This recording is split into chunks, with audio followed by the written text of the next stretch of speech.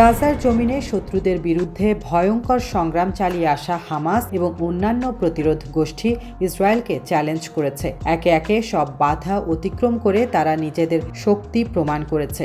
Operation আল আকসা Sturm শুরুর পর Israeli সেনাদের বিরুদ্ধে তারা তীব্র প্রতিরোধ গড়ে তোলে। যুদ্ধের প্রথম মুহূর্ত থেকেই স্পষ্ট ছিল এই সংগ্রাম সহজ হবে না, কিন্তু তাদের মনে দৃঢ় বিশ্বাস ছিল এই লড়াই একদিন ইসরায়েলি সরকারের শেষ দিনগুলোর সূচনা করতে পারে। ফিলিস্তিনের স্বাধীনতাকামী সংগঠন হামাসের সামরিক শাখার মুখপাত্র আবু ওবায়দা বলেছেন, অপারেশন আল আকসা স্টর্ম ইসরায়েলি সরকারের কফিনে শেষ পেরেক ঠুকেছে। আমরা হামাস এবং সব প্রতিরোধ গোষ্ঠী একসঙ্গে যুদ্ধ করেছি। গাজা উপত্যকায় আমাদের লড়াই ছিল অবিশ্বাস্য। দখলদার সত্তা নিঃসন্দেহে অদৃশ্য হয়ে যাবে।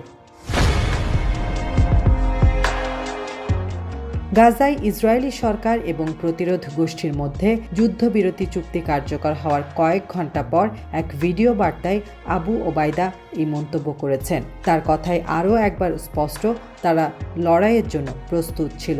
একে একে তারা শত্রুদের ওপর আঘাত হেনেছে, এমন পরিস্থিতিতেও যেখানে বিজয়ের কোনো আশা ছিল না। শুধু গাজা নয়, পুরো অঞ্চল জুড়ে তারা একে অপরকে সমর্থন দিয়ে এক বিরাট সম্মিলিত শক্তি হিসেবে দাঁড়িয়েছে। হামাস জানত গাজায় প্রতিরোধ গোষ্ঠী হিসেবে তাদেরই সফলতা আনতে হবে। তারা কি সফল হয়নি?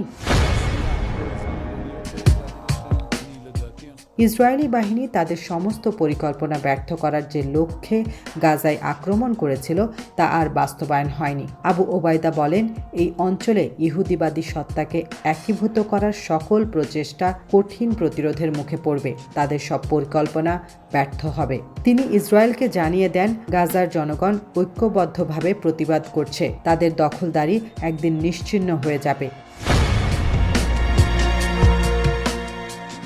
ইসরায়েলি বাহিনী 15 মাস ধরে গাজায় নৃশংস আগ্রাসন চালায়। ফিলিস্তিনিরা প্রতিটি মুহূর্তে ক্ষতির শিকার হয়, কিন্তু তাদের আত্মবিশ্বাস এবং প্রতিরোধের শক্তি কখনো নড়বড়ে হয়নি। হামাস এবং অন্যান্য গোষ্ঠী একযোগে লড়াই করে যুদ্ধবিরতি পর্যন্ত নিজেদের সাহস ও শক্তি প্রমাণ করে।